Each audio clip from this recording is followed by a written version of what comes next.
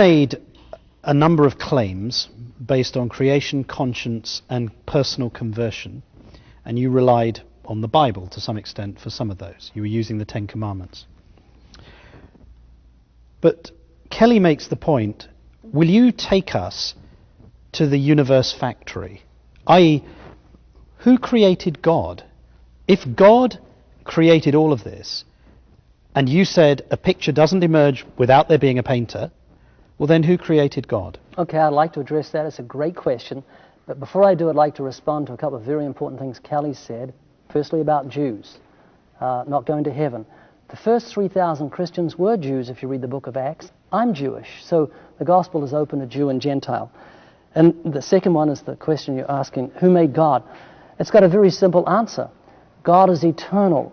He is outside of the realm of time. Time is a dimension God created and subjected man to. You and I are bound by time. And because we're in time, logic demands everything must have a beginning and an end. That's how we think, because we're in time. But God dwells in eternity outside of that dimension where there's neither beginning nor end.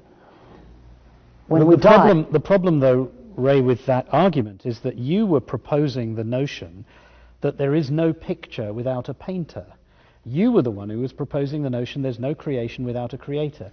Yet now you're using time and chronology to somehow get out of the fact that we need to know who created the creator. That's what they're asking. That's what I'm answering. God dwells in eternity where there is neither beginning nor end. That's why when Moses said to God, "What's your name?" and he said, "I am." God is. There's neither past nor present with God. He is in eternity. And when you and I die, we will move out of time into eternity. And there are things we believe in. Space has no beginning and no end. We accept that by faith. You can go 1 billion miles that way and 1 billion miles that way, and there's not a brick wall that says that end. So just as we receive that by faith, we just have to trust there's no beginning and end to space. So God is eternal. He dwells outside of a dimension we're in. He dwells in eternity. Kelly made the point about the multiplicity of religions. If you were born in Pakistan, you might well call your faith Islam. If you were born in India, you might well call your faith Hinduism. The argument goes that your God is in fact a projection of your personal culture. And that's why there are all these different religions around the world. And what that means is that the existence of God is a projection by you from your Western culture of Christianity.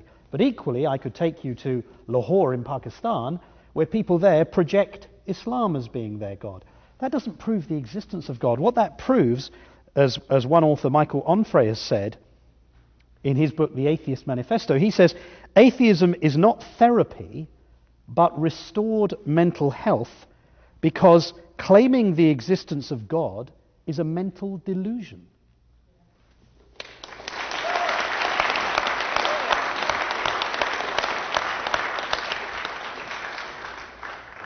Thank you. The existence of God exists, but being a Christian is not a cultural thing. Being a Christian is being converted by God himself. And it doesn't matter where you are, whether you're in Pakistan, Timbuktu, Moscow, if you hear the gospel and call upon the name of God, he'll reveal himself to you. You've got God's promise wherever you are. I was in New Zealand. New Zealand is not a Christian country. It is more secular. And yet I called upon him 7,000 miles from here, down under, and I came to know him. But that's not the point I'm making. The point I'm making is, and the point that Michael Onfray makes, is that you are projecting the existence of God from your cultural perspective. In other places in the world, they project a different God and a different religious faith. What it proves is that God is actually a projection. There is no existence of God beyond what you believe him to be. Well, we've got a perception of an American God, but Christianity is not an American religion. It's from Israel. It's nothing to do with culture, the real and true living God. And like I said, it doesn't matter where you are, no matter what your culture is. If you break free from your culture and call upon the name of God, Kirk wants to say something, I can tell. You want to say something? When you finish, please, go ahead. I'm finished. Go for it. I think it's, perhaps this will be helpful. projecting your own concept of God and making that a reality in your mind is a delusion, and that is called idolatry. It's called creating a false God. People do it all the time. They create a God that they're comfortable with in their minds, and they pray to that God. The one true God sets himself apart from myths and fairy tales by revealing himself to humanity. He's done that generally through creation. He's also done it through the conscience that we each have. He's done it specifically through the Scriptures, and most specifically through the person of Jesus Christ, who was the Son of God, was born of a virgin. He died on the cross, rose from the dead, and he converts the hearts of those who repent and put their trust in him, and demonstrates that he is the true God. That happens whether you're in America or Pakistan or anywhere. I understand the argument you're making. Okay. Brian, respond to what you've just heard. There's a lot right now. Kirk, thank you for telling us your personal experiences and bringing up our phone conversation. He's right. We do have some stuff in common.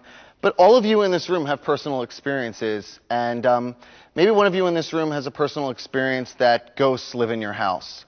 The fact that you believe that doesn't make it any more true. I could have a personal experience that there's an invisible gnome on my shoulder right now, and I live it every day, and it's true. It doesn't make it true to reality.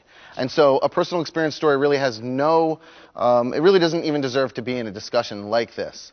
Kelly and I were both Christians, so we could bother you with that story, but we're not going to.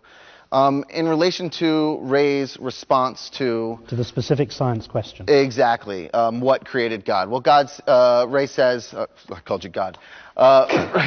He called me Kirk. Ray says that God exists outside of time.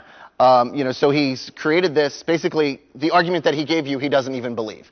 Everything needs a creator, except for this one magical thing at the beginning of it that doesn't need a creator. Science has a law. It's called the third law of thermodynamics, which shows us, and it's one of the most tested laws in science, that matter or energy can neither be created nor destroyed, that we always have the same amount of matter and energy. We could blow up this building, and while it would look completely different, there would be the exact same amount of matter and energy in the universe. That tells us, scientifically, if we were to use a more scientific approach, that the components of our world today, our universe, have always existed. And we have real science to lend credence to that. Knowing that, and knowing that the other side of the coin is to create something to explain it away. This is called, in logic terms, an argument from ignorance. Ray doesn't know what created the world, so he's made up a God to tell you that that is what's created the world. Knowing that we have these two options. One thing that we don't have any proof for, that we just make up, and another one that we have this scientific theory, this law actually, that's been tested over and over and over and has never been shown wrong. All signs point to the fact that the universe has just always existed and no God is needed to explain it. And if you're a philosophy buff, you would have heard of this term, Occam's razor. And Occam's razor tells us that the most simplest solution is the most plausible. And in this case, the simplest solution is no God. Okay, Brian, do you either want to respond to what he just said? No. You don't want to respond? No. Kirk, do you have anything to say? No, I think people can figure it out. But Brian's point that you have this philosophy about having a creator, but it breaks down at the point at which you talk about God. And that's fundamentally inconsistent with the argument that you're making. If you're going to keep going back to the beginning, you've got to go back all the way and say something's got to be infinite. You keep going back and saying, what made that? What made that? The universe is infinite. But you're going to say, who made the universe? If nothing. If God can be infinite, why can't the universe be infinite?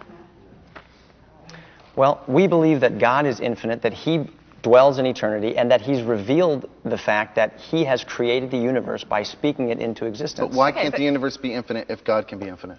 And you were supposed to bring scientific proof that that's exactly what happened to support your belief, but we haven't seen a shred of it. We've given you